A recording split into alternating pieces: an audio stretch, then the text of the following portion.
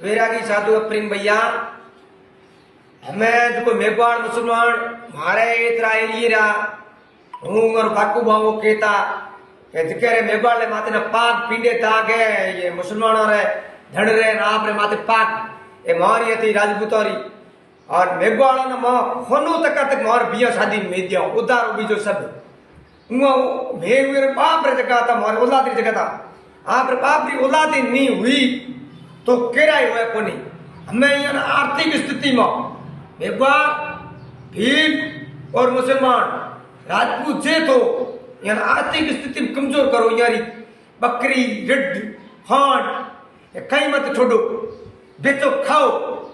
यार खेतरी मुर्गी दियो मत मेघवाड़ा ना एड़ा यार हाल करो आर्थिक स्थिति कमजोर करे या भगाओ सालाना कदे अपना नहीं हुए भड़गा तो यहाँ ऐसा भगाओ ये मेघवाड़ा ना मुसलमाना ना भीला ना हमें अपन कोई बोटी जरूरत को नहीं है अपने अपने आप रे बलबूते में जिम्मेदार मार ढाक रही है ये टाल मिजी तो कहने कोई उद्योग को नहीं जे देखो रुपारो ना माकड़ी में ठोको और हमें जितनी मानव बोटी ना ओबीसी मारी मैं वो न जीता राजपूत मैं भला जीत आ मदरा को धारा में पर ढोड़ा पी खान दिया को नहीं वो न मैं जीता यहाँ भगवान माकड़ी भांगो जाए जय क्षेत्र धर्म